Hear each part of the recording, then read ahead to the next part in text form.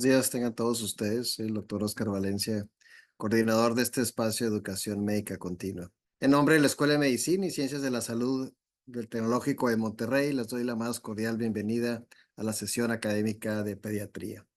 Hoy tenemos nuestra tercera sesión del módulo de radiología y tendremos una interesante plática por la doctora Azalea Garza Báez, quien es neuroradióloga y hablará de neuroimagen neonatal para el pediatra. Las cuatro técnicas diagnósticas que a los que nos enfrentamos como pediatras, la radiografía, el eco, el TAC, la resonancia, todo esto nos hablará la doctora Garza. Me voy a permitir dar una pequeña reseña de la doctora Azalea Garza Báez, quien es neuroradióloga egresada del Hospital Universitario Dr. Eleuterio González de la Universidad Autónoma de Nuevo León en Monterrey.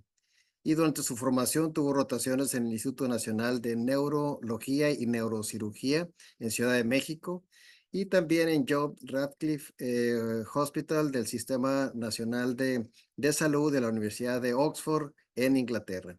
También estuvo en Alberta Children's Hospital en Calgary, Alberta, en Canadá, y actualmente se desempeña como radióloga y neuroradióloga en radioimagen diagnóstica en Monterrey y también en el Hospital Zambrano Elion de TechSalud.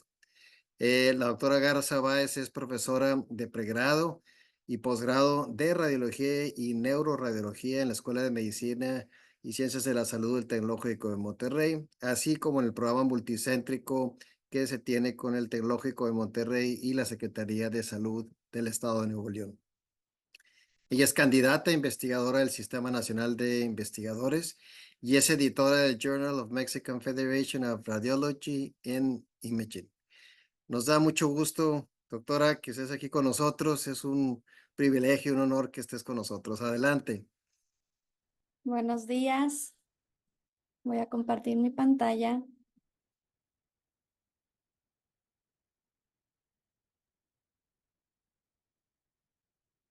Muchísimas gracias por la invitación. El día de hoy les quise hablar de algo muy importante y relevante para todos ustedes, que es la neuroimagen neonatal. El objetivo de la charla es que conozcamos estas técnicas por imagen que podemos utilizar en estos pacientitos, ver su utilidad y, por supuesto, ver las patologías más frecuentes. Esto va a ser el contenido que vamos a abarcar el día de hoy. Entonces, en general, la neuroimagen neonatal va a incluir todas aquellas técnicas por imagen que vamos o nos va a proporcionar información, ya sea de manera directa o indirecta, estructural o funcional del sistema nervioso central. Y aquí les quise poner en este esquema, pues digamos que las 4 técnicas de imagen más utilizadas en los pacientes neonatos, que vamos a incluir la radiografía simple, el ultrasonido, la tomografía computarizada y la resonancia magnética. En cuanto a la radiografía simple, sigue siendo una técnica de sumamente utilidad. ¿En qué contexto podemos solicitar una radiografía de cráneo? En este caso, que estamos hablando de neuroimagen. Bueno, para detectar fracturas en pacientitos con sospecha de craniosynostosis, en pacientes donde se les colocó alguna válvula de derivación ventricular y queremos ver la posición, pacientes con calcificaciones patológicas, sospecha de tumores óseos, alteraciones de la mineralización o inclusive ver objetos extraños, pero por mucho, digamos que las dos indicaciones o lo más frecuente que nos solicitan radiografías de cráneo, sobre todo debe de ser al menos 2 proyecciones antero-posterior y lateral, va a ser para la valoración o descartar craniosynostosis y válvulas de derivación ventricular. Recuerden que el gold estándar para pacientes con sospecha de craniosynostosis es una tomografía de cráneo. Sin embargo, cuando la sospecha a lo mejor no es tan elevada, la verdad es que la mayoría de las craniosynostosis sí las podemos descartar por placas simples. Lo único difícil es cuando queremos ver sinostosis parcial. Eso sí, la técnica va a ser un poco limitada. Aquí el ejemplo que les pongo es un pacientito, son 2 proyecciones anteroposterior y lateral, y vean cómo el diámetro anteroposterior de la bóveda craneal está incrementado. En la proyección anteroposterior, vean cómo en la topografía de la sutura sagital vemos que hay esclerosis, algunas áreas bastante cerradas, y en la lateral vemos esta cresta. Esto es una paciente típico con una escafocefalia. En cuanto al ultrasonido, que digamos que es la técnica más frecuentemente utilizada en el paciente neonato, pues el ultrasonido transfontanelar es un estudio que es pues rápido, se puede realizar de manera portátil y es ideal sobre todo para niños prematuros. Vamos a utilizar frecuentemente dos transductores, el microconvexo y el lineal. El microconvexo nos va a servir para valorar en la totalidad, digamos, la profundidad del cerebro y la fosa posterior. Y el transductor lineal nos va a servir para darnos más detalle en cuanto a la superficie de la bóveda, bueno, del parénquima cerebral, el espacio suranoideo, y si queremos valorar como tal, con mayor definición, la matriz germinal. La ventana acústica que normalmente o más frecuentemente vamos a utilizar en un pacientito va a ser la fontanela anterior, como vemos aquí en el dibujo. Entonces, ¿cuáles son las indicaciones del ultrasonido transfrontalar? Hay muchísimas, aquí quise poner, digamos, las que más la literatura pone, que son, primero que nada, screening en pacientes prematuros para descartar hemorragia de la matriz germinal o daño de la sustancia blanca, una leucomalacia periventricular. También se va a utilizar en seguimiento ya en aquellos pacientes que se les detectó alguna hemorragia ventricular o ventriculomegalia. También para valorar pacientes con la alta sospecha de encefalopatía hipóxico-isquémica, pacientes que tengan algún signo o un síntoma, alguna alteración del sistema nervioso central, llámese crisis convulsivas, microcefalia, macrocefalia, hipotonía, entre otras. Pacientes con sospecha de infecciones o antecedente de la madre alguna infección intrauterina y, por supuesto, para evaluar malformaciones congénitas. Hay otras indicaciones, como por ejemplo, descartar fracturas de la bóveda craneal, hematomas subgaleales, pacientitos para su valoración previa a ECMO neonatal, seguimiento en pacientes que recibieron hipotermia terapéutica, seguimiento en neonatos que tuvieron anormalidades cerebrales detectadas de manera prenatal, alguna sospecha de alteración metabólica y aquellos pacientes que durante su estancia en el hospital tengan deterioro clínico, alguna disminución súbita de la hemoglobina, enterocolitis necrotizante y sepsis. Pero en general, digamos que la indicación más frecuente es en aquellos pacientes prematuros para descartar hemorragia de la matriz germinal y daño de la sustancia blanca periventricular. Cuanto a la técnica de la realización del ultrasonido transfontanelar, vamos a hacer dos rastreos. Uno va a ser en coronal, donde vamos a abarcar desde la fosa craneal anterior hasta la región más posterior de la bóveda craneal. Un barrido completo se recomienda al menos en 6 ejes, pero claro que por supuesto puede ser más. Y vamos a también hacer otro rastreo en sagital para valorar de derecha e izquierda también las estructuras del hemisferio y sobre todo el sistema ventricular también. Igual, la literatura sugiere al menos 5 imágenes, pero como les digo, este es un estudio dinámico y hay que tomar las imágenes o barrer por completo de adelante a atrás y de lado a lado. Aquí les voy a poner un video del rastreo que hacemos normalmente en nuestra institución, su paciente de hace unos días. Vean cómo aquí primero hicimos una revisión con el transductor microconvexo que nos va a dar una ventana, como dice el nombre, microconvexa. Les voy aquí a reproducir. Las imágenes se adquieren desde la fosa canal anterior y vamos barriendo lentamente de adelante hacia atrás, valorando la amplitud del sistema ventricular, la topografía de la matriz germinal, la morfología de los ventrículos, la ecogenicidad de la sustancia blanca, ver hasta atrás. También cuando volteamos el transductor para ver sagital, vamos a barrer de derecha hasta lo más externo que podamos, hasta el lado más izquierdo, valorando sobre todo aquella sustancia blanca periventricular, sobre todo en aquellos contextos de niños prematuros. También vamos a hacer una valoración vascular del polígono de Willis en coronal y en sagital. Luego también vamos a utilizar el transductor lineal. Vamos a repetir lo mismo, pero vamos a tener una valoración más precisa y con mayor definición de las estructuras. Es importante siempre ver la ecogenicidad de la sustancia blanca que sea menor a la ecogenicidad de los plexos coroideos, que eso nos habla de una sustancia blanca normal. También el transductor lineal nos permite valorar la amplitud del espacio subaracnoideo y, como les digo, siempre bien importante en el contexto de un paciente prematuro valorar los surcos caudotalámicos de un lado y del otro, que es el sitio más frecuente de hemorragia de la matriz germinal.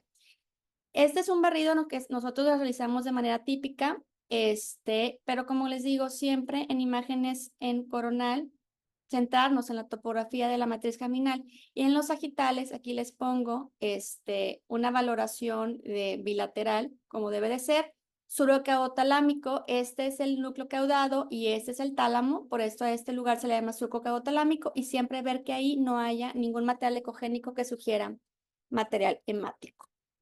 Entonces, aquí les pongo unas imágenes clave que debemos de tomar. Es importante, obviamente, el video que les puse es un paciente que, si ven, ya tenía pues prácticamente todos los surcos y cisuras bien diferenciados. Este como tal era un paciente prácticamente a término.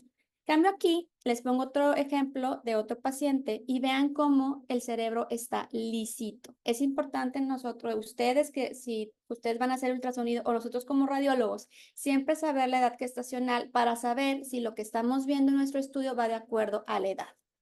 Cuando veamos o hagamos nuestra valoración en sagital, siempre es bien importante centrarnos en el cuerpo calloso y ver que tenga todos sus segmentos, rostrum, rodilla, cuerpo y esplenio. Siempre. Y en algunos pacientitos pueden tener istmo. Siempre ver que el cuerpo calloso esté completo. Siempre ver que la fosa posterior esté completa, que no haya anormalidades del cerebelo, herniaciones o alguna presencia de quistes en la fosa posterior. Y bueno, en el coronal también, como les digo, hacer barridos completos. Hay otras ventanas adicionales que podemos realizar. La verdad es que la mayoría de la información la podemos adquirir con la ventana de la fontanela anterior. Sin embargo, tenemos otras ventanas como es la de la fontanela posterior, la ventana temporal o la fontanela mastoidea, que nos van a dar información adicional que a veces no podemos rastrear con la fontanela anterior. Por ejemplo, si utilizamos la fontanela mastoidea, podemos ver mucho mejor las estructuras de la fosa posterior. Si utilizamos la fontanela posterior, la ventana transtemporal, podemos inclusive ver, así como vemos en este ejemplo, la amplitud del tercer ventrículo, y podemos hacer incluso mediciones de seguimiento en aquellos pacientes con sospecha o que creamos que van a tener una ventriculomegalia progresiva. En cuanto a la valoración Doppler, esta no se hace de rutina. Si bien nuestro protocolo de ultrasonido transfontanelar siempre tenemos que poner imagen a color el polígono de Willis para ver que esté presente, digamos que la valoración espectral solo se va a realizar ante ciertos escenarios. Aquellos pacientes que tengan asfixia neonatal, hayan sufrido de asfixia neonatal, o en aquellos pacientes que sospechemos aumento de la presión intracraneal.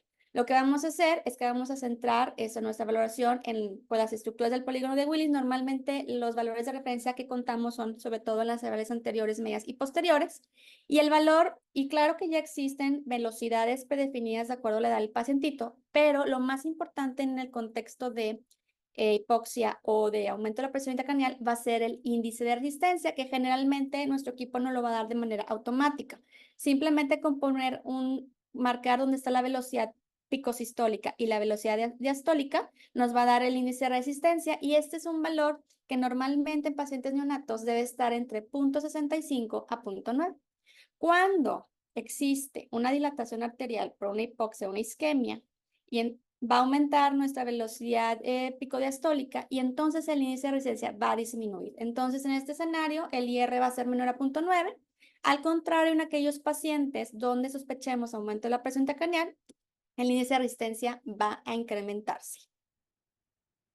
El ultrasonido transfontanelar también nos permite para valorar la permeabilidad de las estructuras venosas, y también algo bien importante que a veces no se toma en cuenta es que nosotros podemos utilizar el ultrasonido como tal para valorar fracturas, diástasis e inclusive ver craneosinostosis si es de alta sospecha. Entonces nosotros ya sabemos la topografía de las suturas y podemos nosotros rastrear con el transductor lineal la bóveda craneal también para valorar o descartar hematomas. Entonces, aquí, por ejemplo, podemos ver cómo es que están las suturas una sobrepuesta a otra, y entonces nosotros podemos barrer la totalidad de la bóveda craneal y valorar las estructuras óseas. La verdad es que quizá no pudiésemos descartar todo el tipo de fracturas, pero sí podemos valorar las suturas muy bien, y también valorar la presencia de hematomas subgaleales o subperiósticos. En cuanto a un uso bastante relevante del ultrasonido transfontanelar es la valoración del sistema ventricular. En aquellos pacientes con hidrocefalia, ya sea posthemorragia o alguna hidrocefalia por alguna estenosis del acueducto de Silvio. Entonces, siempre se van a realizar múltiples mediciones Pero es importante saber que no todas las mediciones se van a realizar de manera rutinaria y que también las mediciones que se realicen van a depender mucho de la edad de nuestro pacientito. Aquí, por ejemplo, les pongo un paciente con evidente hidrocefalia y aquí se realizaron pues múltiples mediciones como para corroborar los hallazgos y sobre todo que realizar estas mediciones nos va a servir como seguimiento para ver la estabilidad de la hidrocefalia o su progresión.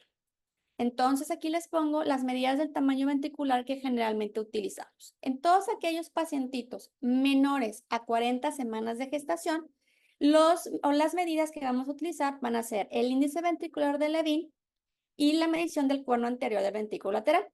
La medición del índice ventricular de Levin prácticamente va a ser una medición desde la pared lateral del ventrículo a la hoz del cerebro. Y esto se va a medir en coronal a nivel del foramen de Monro. Entonces se mide el ventrículo lateral de un lado y se mide el ventrículo del otro lado así en horizontal. Pared lateral hacia la hoz del cerebro. Ese va a ser el más útil para el seguimiento del sistema ventricular en pacientes prematuros antes de las 40 semanas de gestación. En la otra medición que vamos a realizar también va a ser la medición del cuerno anterior del ventrículo lateral. Como vemos en este ejemplo, lo vamos a medir así medio oblicuo de la mayor distancia que veamos de la pared medial del cuerpo del ventrículo lateral, igual al nivel del foramen de Monro. Entonces, siempre vamos a tener en nuestra imagen coronal, buscamos el foramen de Monro, el tercer ventrículo, y ahí es donde vamos a hacer la medición del índice ventricular de Levin y del cuerno anterior del ventrículo lateral. Todas estas dos mediciones van a ser antes de las 40 semanas de gestación. Después de las 40 semanas de gestación, vamos a utilizar otro tipo de índice ventricular, que va a ser el índice ventrículo hemisférico, que de hecho, este sería como un tipo índice de Evans, pero traslapado al ultrasonido. ¿Qué vamos a hacer? Igual, una imagen en coronal. Esta localizada igual, vean aquí los agujeros de Monro, el tercer ventrículo. Lo que vamos a hacer es una medición de ventrículo lateral a ventrículo lateral y otra medición desde el margen más externo de los hemisferios cerebrales, generalmente a nivel de lóbulos parietales, y vamos a hacer una relación, y eso es como índice de Evans. Eso lo vamos a utilizar en pacientes ya a término. Y la otra medida que vamos a poder utilizar es la medida tálamo-occipital, que prácticamente es una medición de la profundidad del asta occipital del ventrículo lateral, que va a ir desde el borde posterior del tálamo hasta el borde posterior del receso occipital en una imagen parasagital.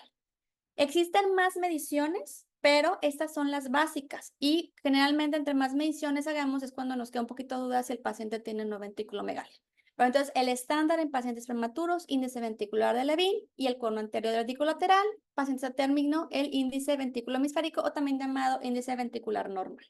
Y bueno, el tálamo occipital en cuestión de duda. Entonces aquí les pongo la medición del índice ventricular de Levin, que es el que vamos a utilizar más en pacientes prematuros. Recuerden, a nivel de la hoz del cerebro, a nivel de los agujeros de Monro, medición desde la hoz hasta el borde lateral de un ventrículo, la medición de un lado, la medición del otro. Las mediciones ya existen guías internacionales de neonatales para saber, dependiendo de la medición, si estamos hablando de ventriculomegalia o no. Generalmente es cuando está arriba del percentil 97, 4 milímetros por arriba ya se considera una hidrocefalia severa. Aquí tengo la medición del cuerno anterior del ventrículo lateral. Igual nos centramos en una imagen coronal, vemos ventrículos laterales, agujeros de Monro, tercer ventrículo, y medimos de manera oblicua el grosor del receso frontal del ventrículo lateral. Y también ya existen mediciones de acuerdo a la edad gestacional, pero siempre es importante saber cuántas semanas tiene nuestro paciente para poder saber si lo que estamos viendo es patológico o no. La distancia tálamo-occipital, cuando nos queda duda, medir en una imagen parasagital del tálamo al borde más subposterior del ventrículo, e igual ya existen las mediciones de acuerdo a las semanas de gestación. Y bueno, el índice que vamos a utilizar en pacientes a término, el índice ventrículo hemisférico, o también llamado índice ventricular nada más, podemos hacer la medición de un lado y del otro nada más, o sea, medir desde la hoz hasta el borde lateral del ventrículo y la mitad del hemisferio, o el más frecuentemente utilizado, medimos los dos recesos frontales juntos, medimos de hemisferio a hemisferio y hacemos una relación, y ya dependiendo de las semanas que tenga nuestro paciente, nos va a dar un valor y podemos considerar si es normal o no y dar el diagnóstico de ventriculomegalia. Existen otras mediciones que podemos incluir en nuestro protocolo, sobre todo cuando les hacemos la valoración del ultrasonido transfondular con el transductor lineal. que son la distancia sinocortical, craneocortical e interhemisférica, y esto sobre todo para valorar a aquellos pacientitos que tienen el agrandamiento benigno de los espacios aracnoideos, o antes llamado hidrocefalia externa o macrocefalia benigna de la infancia. En cuanto a la valoración de la hemorragia de la matriz germinal, recuerden que la matriz germinal es una estructura altamente vascularizada y frágil en los pacientes prematuros. Y entonces, puede pasar que exista una hemorragia de esta y lo más frecuente es que ocurra dentro del surco caudatalámico. Recuerden que la matriz germinal es sumamente importante porque ahí se encuentran las células precursoras de las neuronas y de la glía. Y esta tiene baja capacidad a la adaptación a los cambios de perfusión y oxigenación, por eso el alto riesgo de sangrado en pacientes prematuros. Pero es importante saber que la matriz germinal involuciona a la semana 34 de gestación. Así que después de esta semana, pues no es apropiado pedir un estudio para descartar sangrado de la matriz germinal, puesto que después de esta semana no existe. La hemorragia de la matriz germinal generalmente empieza en la topografía del surco caudotalámico, a veces puede extenderse al sistema ventricular, condicionar hidrocefalia e inclusive condicionar sangrado parenquimatoso. Existe una escala que ya es muy antigua, pero se sigue utilizando para valorar los grados de sangrado de la hemorragia de la matriz germinal intraventricular, basada en la clasificación de Papil, donde son los 4 grados de hemorragia. La grado 1 es cuando solamente vemos hemorragia limitada a la matriz germinal en el surco caudatalámico. Grado 2 es cuando esta hemorragia ya se extiende al sistema ventricular. Grado 3 es cuando ya se asocia esta a una ventriculomegalia. Y grado 4 es cuando ya tenemos una hemorragia a grado 1, 2 o 3, pero aparte se extiende al parénquima cerebral. Es importante que sepan que la hemorragia de la matriz germinal generalmente va a ocurrir dentro de los primeros 3-5 días posteriores al nacimiento y frecuentemente en el 50% de los casos en el primer día posterior al nacimiento. Por eso que es importante que después del nacimiento del pacientito prematuro, siempre en el día, después del primer día de nacimiento, hacer el ultrasonido de control porque la mitad de los pacientitos pueden o no tener riesgo de hemorragia. El grado 1, aquí les voy a poner un ejemplo de los 4 grados de hemorragia en la matriz germinal intraventricular. El grado 1 va limitado al surco caudatalámico. En la imagen coronal, en nuestro rastreo, nos vamos pues, a localizar donde está el núcleo caudado y el tálamo, que este es el surco caudatalámico, entre el caudado y el tálamo. Entonces, aquí del lado izquierdo, vean esta imagen ovalada ecogénica, que corresponde a una hemorragia, y en la imagen parasagital vamos a ver que justo entre el núcleo caudado y el tálamo vemos esta imagen ecogénica compatible con el sangrado. Grado 1 porque solo está limitado ahí. Ya cuando el sangrado se extiende al sistema ventricular es un grado 2. Es importante contar con la herramienta Doppler color para distinguir entre qué es hemorragia y qué es el plexo coroideo, porque el plexo coroideo se va a ver ecogénico, ¿no? Entonces, para distinguirlo ponemos una caja de Doppler color. El plexo coroideo va a tener flujo y pues el coágulo no. El grado 3 es cuando ya la hemorragia ventricular se asocia a una hidrocefalia. Y el grado 4, como dije o mencioné previamente, es ya sea un grado 1, 2 o 3 asociada a una hemorragia parenquimatosa, que generalmente es secundaria a un infarto venoso por compresión. Entonces aquí una imagen típica de un pacientito que, bueno, ya tiene una afección severa del parénquima cerebral. Existen técnicas adicionales que podemos utilizar. Generalmente no es necesario. Con el ultrasonido es más que suficiente, pero aquí les pongo el ejemplo del ultrasonido transfrontalar. Vean en el surco caudatalámico del lado derecho esta imagen oval ecogénica que corresponde a hemorragia y cómo se vería en la resonancia magnética en esta técnica que se llama SUI, que es de susceptibilidad magnética, que nos muestra las hemorragias hipointensas, cómo sería, pues es la imagen del mismo pacientito. En otros pacientes más severos, aquí por ejemplo una secuencia T1, vean esto que vemos aquí, hiperintenso heterogéneo, es hemorragia ventricular, ya el pacientito sumamente prematuro, vean cómo tiene el aplanamiento de o sea, casi no tiene desarrollo giral y bueno, su hidrocefalia. Y otro ejemplo de resonancia magnética en un paciente ya con hemorragia ventricular y parenquimatosa, igual utilizaron aquí una técnica que se llama T2 estrella, también para ver material hemático, que se demuestra hipointenso, muy severo en este pacientito. Pasando ahora a otra patología frecuente en pacientes prematuros, pues es el daño de la sustancia blanca, también llamada leucomalacia periventricular. Los pacientes prematuros pues van a ser susceptibles a esto y es importante porque dependiendo del grado de severidad del daño de la sustancia blanca, pues es puede inclusive conllevar a un daño pues, en el desarrollo del pacientito. La leucomalacia periventricular también se ha utilizado diferentes escalas para dar una graduación. Esta, la que les pongo aquí, pues es la que más frecuentemente se utiliza, la de grado 4 grados, aunque también hay otra de 3 grados. Prácticamente el grado 1 del daño a la sustancia blanca en prematuros es simplemente un aumento de la cogenicidad de la sustancia blanca periventricular, solamente. El grado 2 es cuando ya empezamos a ver formación de quistes adyacentes periventriculares.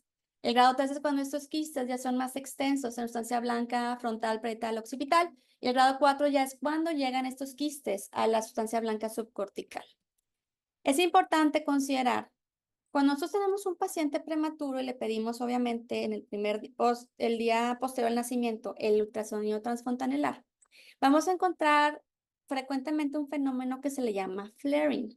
Se los pongo en inglés porque no hay un término en español como tal. El fenómeno de flaring se refiere cuando vemos inclusive un aumento tenue de la cogenicidad de la sustancia blanca adyacente y puede simular leucomalacia periventricular. Nada más que es importante saber que este aumento de la cogenicidad va a ser igual o menor a la cogenicidad de los plexos coroideos y este fenómeno debe de resolver de posterior a los 7 días de nacimiento del paciente.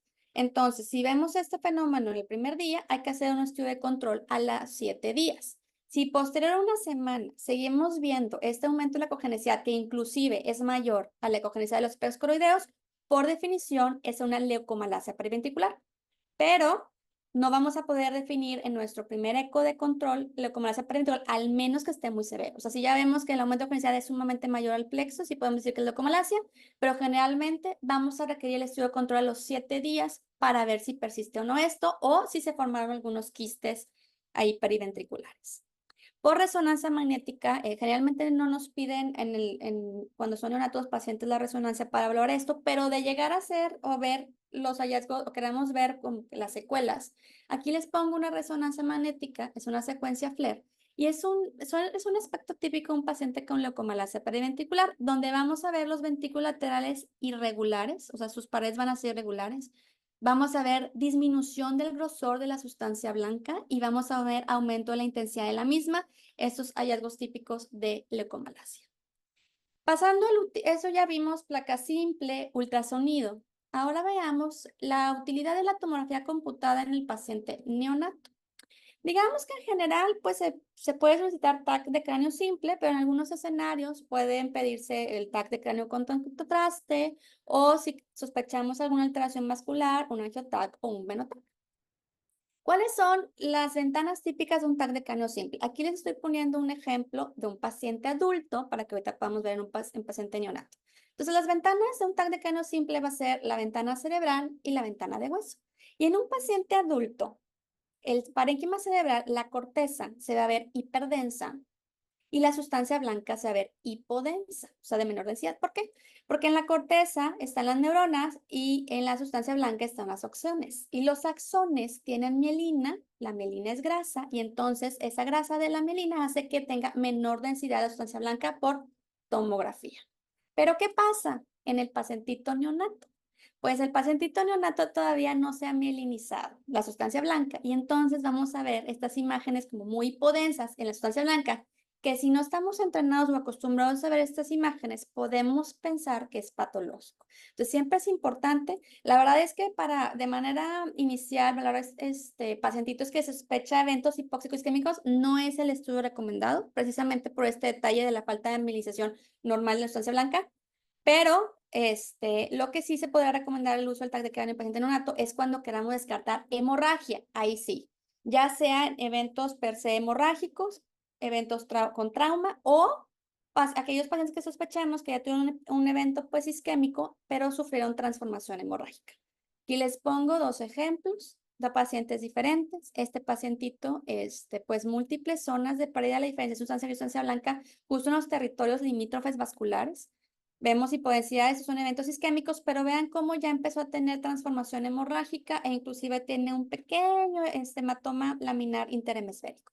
Aquí de este lado es otro paciente diferente, pero igual similar. Se le complicó, es un paciente que tuvo sepsis. múltiples zonas de isquemia con transformación hemorrágica e inclusive hemorragia ventricular. Entonces, en general diría que en el paciente neonato, la indicación del TAC de cráneo sería para descartar hemorragia o descartar alteraciones óseas, ya sea fracturas, canosinostosis, etcétera. Pero en general, en cuanto a leucoplasia preventricular, pues no es necesario. Y si queremos valorar hemorragia de la matriz germinal, pues tampoco es necesario, solo si sospechamos que se haya complicado a un grado 4. Y por último, la técnica de resonancia magnética, que es la más especializada, pues lo podemos dividir en diferentes rubros: la resonancia del cerebro simple, la angioresonancia, que puede ser simple o contraste, la resonancia contrastada per se y algunas técnicas funcionales que podamos utilizar en el paciente neonato, que generalmente incluiríamos aquí a la espectroscopía. Entonces, aquí les pongo resonancias, imágenes de un paciente adulto. La resonancia magnética estructural, nosotros podemos utilizar diferentes secuencias para valorar la morfología del parénquima cerebral. En un pacientito adulto, las secuencias típicas son T1, T2 y secuencia FLAIR. En la secuencia T1 en el adulto, la sustancia gris se va a ver gris y la blanca se va a ver blanca. Y el líquido cefalorraquídeo lo vamos a ver hipointenso. En el T2, en un adulto, recordemos que ya está mielinizado, la sustancia gris se va a ver al revés, hiperintensa, y la sustancia blanca se va a ver hipointensa. Y aquí el líquido cefalorraquídeo lo vamos a ver hiperintenso. Y la última, la secuencia FLAIR, de hecho es una secuencia derivada del T2. Vamos a ver igual la corteza hiperintensa y la sustancia blanca hipointensa, pero aquí se va a suprimir el líquido cefalorraquídeo normal. Entonces, estas son las tres secuencias base en un paciente adulto, ¿cómo se ve? Sin embargo, en el neonato, pues no se va a ver así debido a que pues no hay mielinización. Entonces aquí lo vamos al revés. Vean cómo en la secuencia T1, aquí la corteza tiene mayor intensidad que la sustancia blanca. Y esto porque todavía no hay mielinización. Las únicas áreas mielinizadas en un paciente neonato va a ser la corteza perirrolándica, el brazo posterior, la cápsula interna y pues áreas del tallo cerebral, del tracto corticoespinal. Pero todo lo demás no va a estar mielinizado y por eso es importante ver que en un paciente neonato no se va a ver igual. Entonces, los pacientes o los clínicos que a lo mejor es importante saber que los aspectos por imagen en los adultos no van a ser iguales en los pacientes pediátricos y mucho menos en el paciente neonato. Entonces, ya vimos la diferencia en el T1. En el T2, precisamente, miren, comparen. En el T2 aquí vemos la corteza hiperintensa y la sustancia blanca hipointensa. Bueno, en el paciente neonato es al revés. La corteza se ve hipointensa y la sustancia blanca se ve hiperintensa, esto porque todavía no se ha melinizado y todavía hay mucha agua dentro. Entonces, es importante. Y la secuencia FLAIR en el paciente neonato no va a ser, pues, sí va a ser útil, pero no de tanta utilidad porque no nos permite ver mucha diferencia de sustancia y sustancia blanca, pero bueno, igual se va a suprimir el líquido cefalorraquídeo normal. En pacientes de hasta 12 meses de edad, es importante en los protocolos de cerebro incluir la técnica de densidad de protones, que nos va a ayudar un poquito más que el FLAIR a ver, pues, hiperintensidades anormales, áreas de gliosis, edema. Ya posterior a los 12 meses, ya el FLAIR nos puede ser de mayor utilidad. Entonces, existen otras secuencias por resonancia magnética que, aparte de estas que ya les mencioné, que nos pueden dar información de algunas patologías. Por ejemplo, en el paciente neonato, pues la secuencia de difusión, que es esta que vemos aquí primera, va a ser sumamente importante. Recuerden que en el contexto, en un paciente prematuro o un paciente que sufrió algún evento perinatal, la difusión nos va a ayudar a detectar eventos hipóxico-isquémicos. Otra secuencia que ya le he mencionado previamente es la secuencia de susceptibilidad magnética, que dependiendo del equipo es como se va a llamar, SWI, SWAN. Hay otras, también puede ser T2 estrella ecogradiente. Esta secuencia nos va a ayudar a detectar calcificaciones o sangrado. En esta secuencia no nos va a dar mucho detalle del parénquima cerebral, pero lo que veamos hipointenso nos puede indicar que ya sea sangre o calcio. Otra técnica que nos va a ayudar va a ser el uso del medio de contraste, el gadolinio, en aquellos pacientes que sospechemos infección, por ejemplo. Otra técnica que nos puede utilizar en el paciente neonato es la secuencia de T2 pesado, que se le llama fiesta, CIS, balance, dependiendo del equipo. Y esta lo que va a hacer es la mayoría de la gente lo conoce para valorar los pares craneales. Sin embargo, en el paciente neonato nos va a ayudar a valorar el espacio subaracnoideo para ver si hay membranas o para ver la integridad o digamos la permeabilidad del acueducto de Silvio. También otras técnicas que no requerimos contraste para hacerlas es las secuencias, digamos, vasculares, el 3 de TOF, que es la angioresonancia, y el 12 TOF, que es la venoresonancia. Recuerden que no ocupamos contraste para valorar esto, solamente con la velocidad de flujo, los equipos de resonancia nos pueden dar esta información estructural.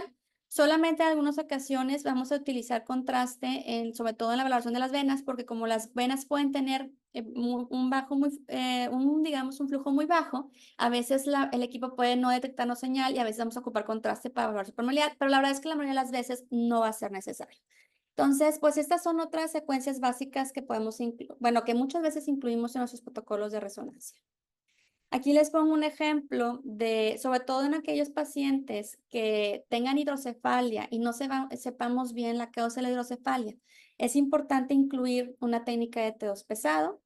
En el equipo General Electric se le llama Fiesta, en Siemens SIS y en Philips Balance Fast-Fileco. Y como les digo, esta técnica de tos pesado lo que va a hacer es que todo el parénquima cerebral no los va a oscurecer y el espacio anuideo no lo va a hacer más nítido. Y ahí podemos valorar cómo está. Hay membranas, hay septos, ¿qué está pasando ahí? Hay quistes. Aquí en este pacientito, este no es un neonato, pero es un pediátrico. Vean cómo el sistema ventricular está dilatado, no tiene edema transependimario porque pues es una hidrocefalia ya crónica. Y cuando le hacemos la técnica de T2 pesado, vean cómo en el acueducto de Silvio vemos esta membrana, que es la que está condicionando la hidrocefalia. Las membranas en el espacio subaracnoideo pueden causarse ya sea por hemorragia o por procesos inflamatorios o infecciosos.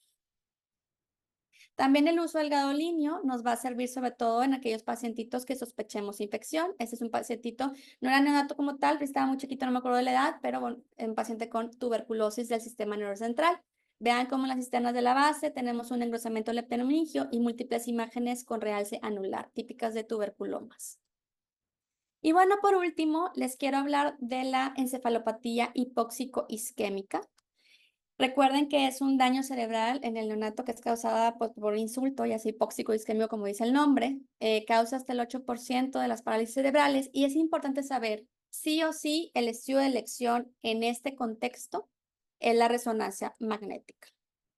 Existen diferentes patrones de daño del cerebro, un patrón profundo central, un patrón periférico, patrón mixto, que pues dependiendo de los patrones que veamos, pues es el pronóstico del paciente y también los patrones también pueden estar relacionados con la edad gestacional. Entonces, cuando nosotros hablamos de un patrón profundo o central, que como dice el nombre, pues es central, se refiere a que debe existir daño de los ganglios basales, tálamos, de la corteza perirolámbrica, pues generalmente esto puede estar asociado con daños muy severos de hipoxia o isquemia, por ejemplo, en un paciente que su madre sufrió desprendimiento de placenta. Y este tipo de patrón se va a asociar a una encefalopatía mucho más severa y con crisis convulsivas y los resultados motores y cognitivos suelen ser mucho más severos. En cambio, el patrón periférico, que generalmente se van a afectar los territorios limítrofes de los hemisferios cerebrales, se asocian más a unas isquemias que son parciales pero más prolongadas, como por ejemplo en los pacientes con bradicardia, y suele asociarse con encefalopatía y crisis convulsivas de menor severidad que con la afección central. Por imagen, el patrón, la verdad, de daño, el más frecuente es el mixto, o sea, áreas afectadas centrales con áreas afectadas periféricas, es lo más frecuente. Y los hallazgos tardíos que vamos a ver en pacientes que sufrieron encefalopatía hipóxico-isquémica, sobre todo, pues va a ser encefalomalacia, gliosis y atrofia cerebral. Aquí les pongo un ejemplo en sagital T1 de un pacientito, donde vean cómo está el cuerpo calloso. Rostrum, rodilla y la porción anterior del cuerpo calloso está medio conservada, pero la región posterior está toda adelgazada y el esplenio casi inexistente. Una atrofia severa del cuerpo calloso secundaria a un evento hipóxico isquémico y aquí como prácticamente pues está todo el cerebro alterado. Aquí en una secuencia en axial T2, vean cómo existe aumento de la intensidad de la sustancia blanca periatrial y cómo hay alteración de la morfología de los giros cerebrales aquí en este patrón como ondulado que se le llama ulegiria, que suele asociarse pues, a eventos hipóxico-isquémicos. El ultrasonido en el contexto de encefalopatía isquémica, pues sí se ha dicho que puede ser de utilidad. Sin embargo, la verdad es que es muy poco sensible, sobre todo en aquellos patrones tempranos. O sea, de manera inicial, posiblemente no veamos nada. Si es que vemos algunos hallazgos, pues van a ser algunos focos con aumento de la ecogenicidad en parche en la sustancia blanca y en los ganglios basales. Y se ha visto que, pues, precisamente por este evento de hipóxico isquémica y por el edema que va condicionando, los ventrículos laterales pueden estar colapsados y los surcos borrados. Sin embargo, no porque hagamos un eco transcendental y veamos que hay colapso ventricular, es igual a encefalopatía. De hecho, normalmente los neonatos, cuando recién acaban de nacer, debido a la compresión del parto y la hipovolemia, es normal que veamos estos ventrículos laterales pues como colapsados y no significa que esté patológico. Entonces, la verdad es que está con reserva, en realidad sería para descartar algunas otras cosas. La tomografía, pues les digo, no es de primera instancia y mucho menos en un escenario agudo, pero ya en estadios subagudos y más crónicos vamos a ver pérdida de la diferenciación sustancia vistosa blanca, como vemos en este lado de manera bilateral, pero más marcado del lado izquierdo, en el lobulillo parietal inferior.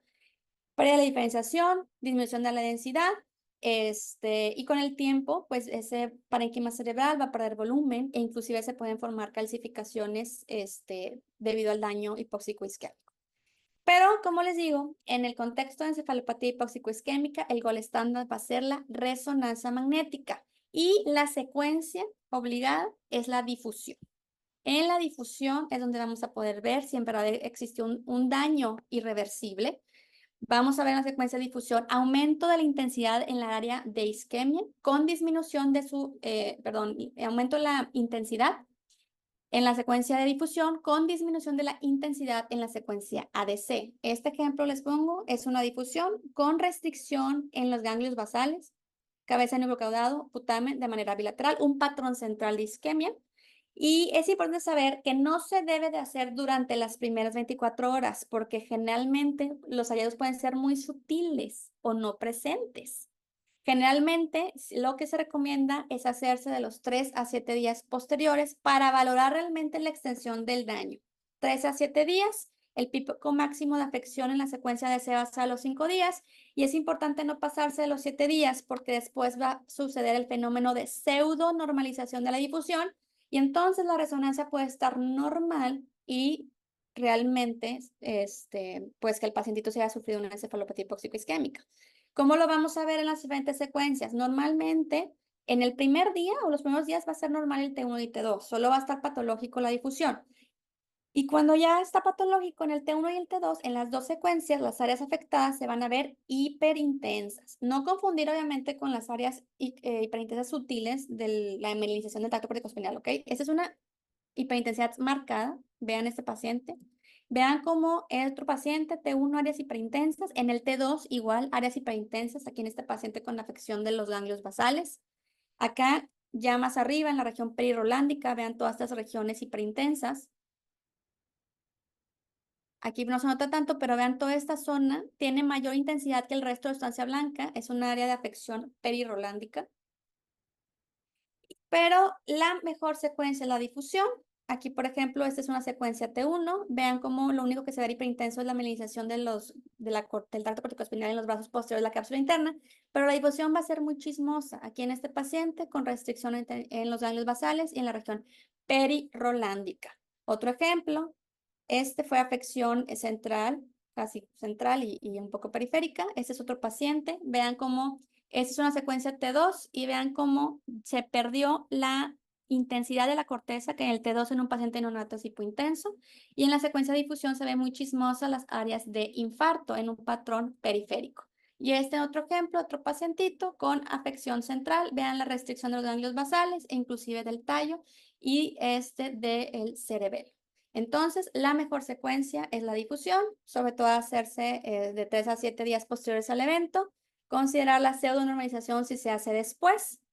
Y pues una técnica funcional que puede ser de gran utilidad, sobre todo en aquellos pacientes que digamos, ¿sabes qué? Se nos pasó, no le pudimos hacer la resonancia durante la primera semana, la difusión ya está normalizada.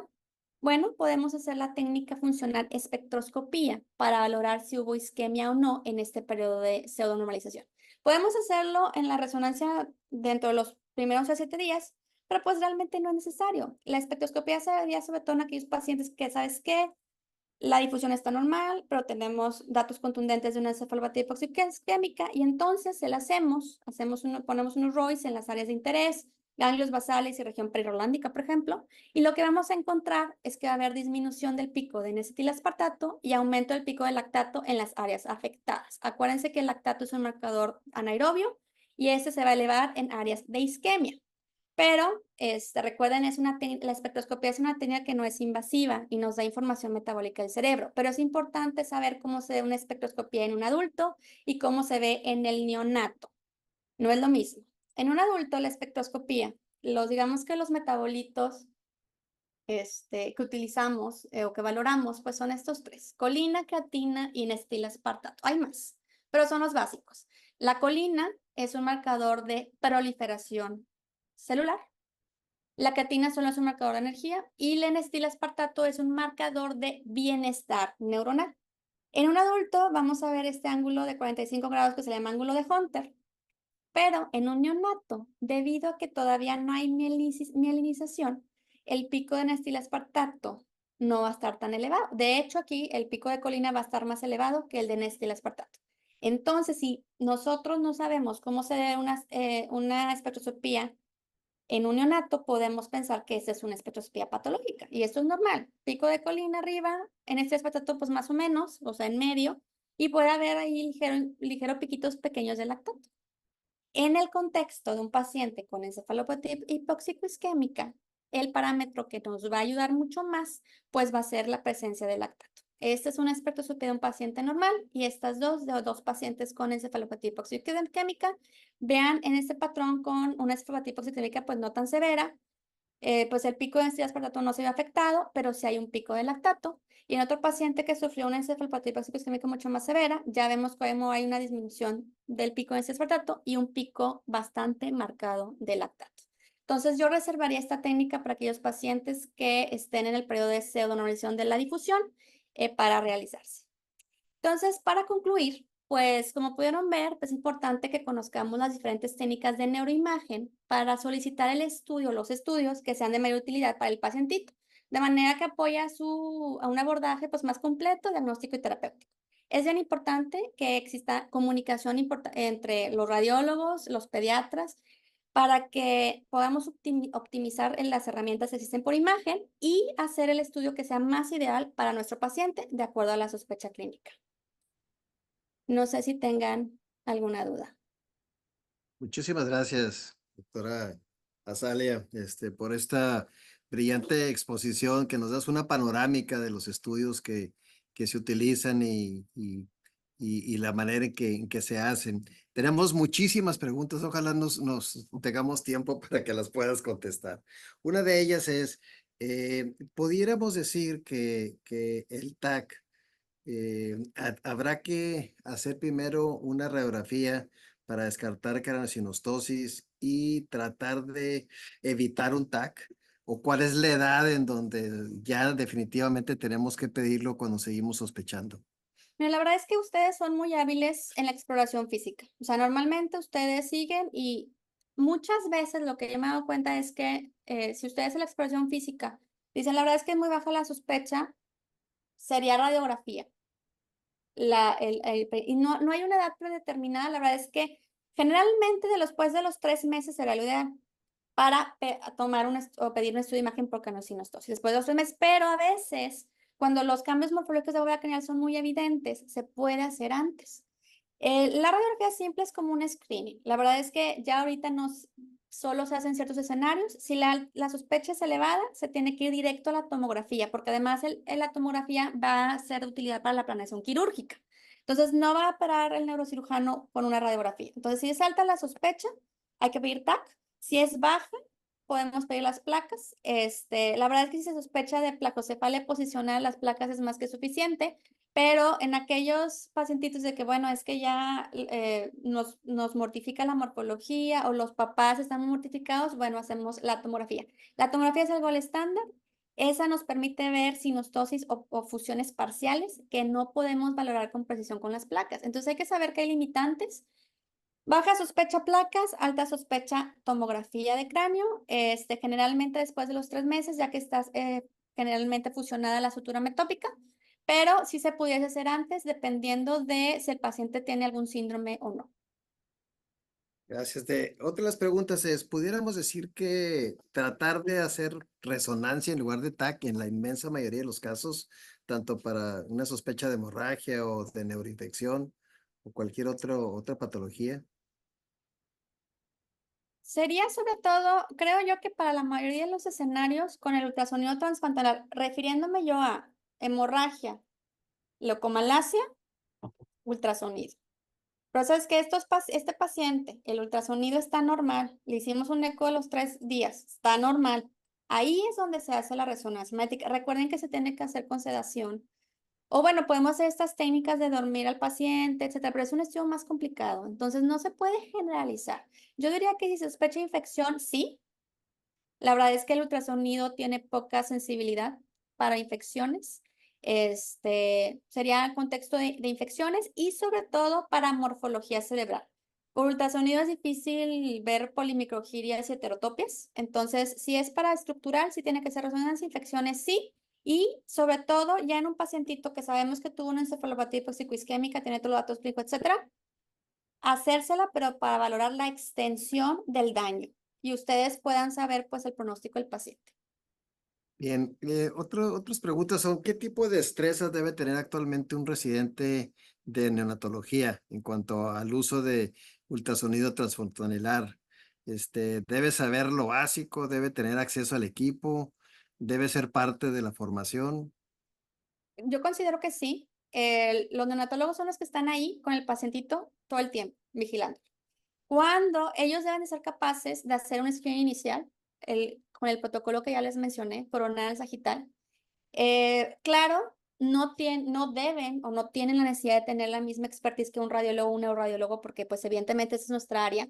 Entonces, sí les sirve a ellos como para dar una valoración inicial y ya cuando existan dudas, efectivamente hay que interconsultarnos a nosotros, pero sí debe ser parte de su formación, porque además, ya cuando ellos solicitan el estudio, deben ser capaces de cuando vean el resultado, poder ver cómo está su paciente y hacer seguimiento. A veces el mismo radiólogo o neuroradiólogo no hace el estudio de control.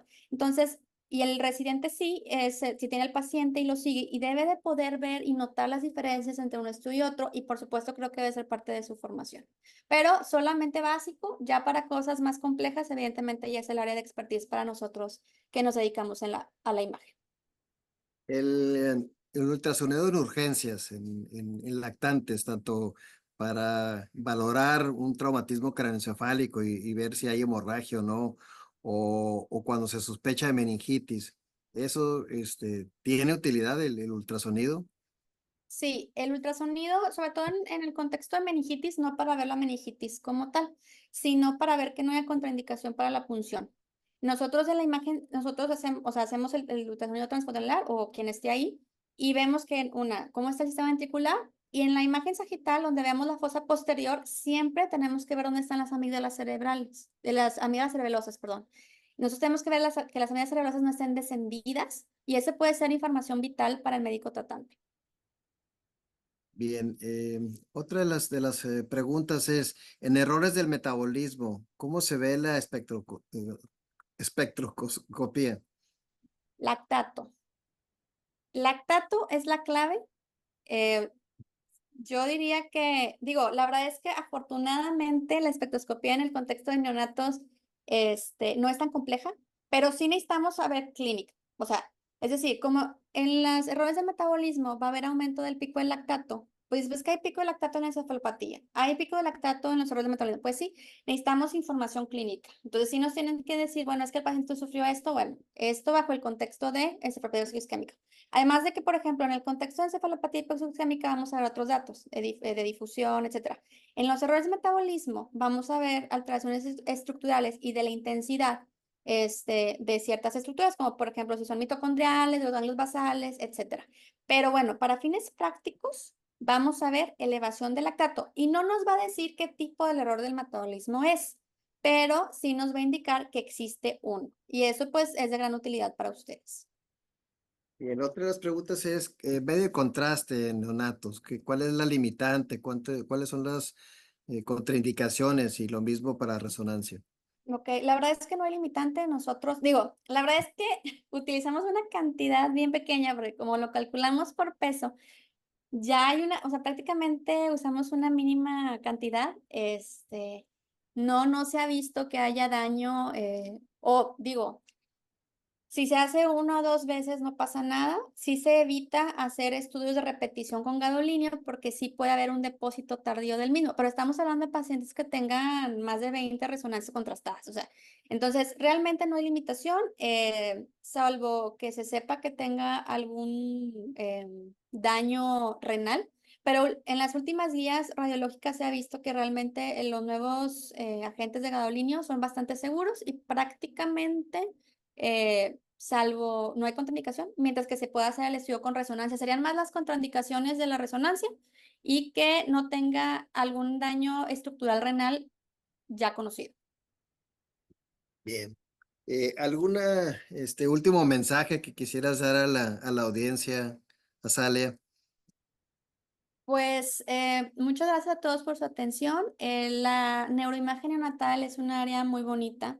Es importante, como les digo, familiarizarse con estas imágenes, sobre todo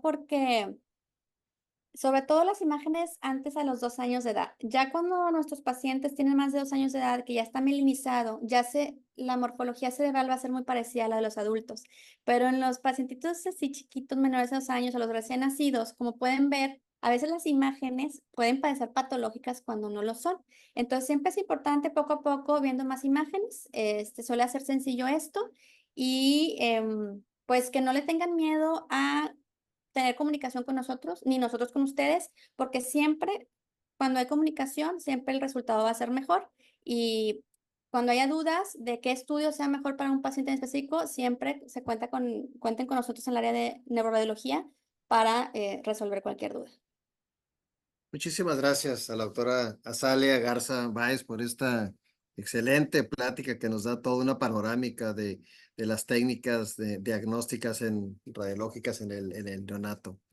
Les recordamos que no olviden llenar la encuesta de satisfacción y la próxima semana tendremos nuestra cuarta sesión del módulo de radiología pediátrica en donde se tocará el tema de medicina nuclear, indicaciones y recomendaciones.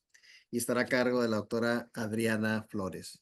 Muchísimas gracias a todos, que tengan un excelente día.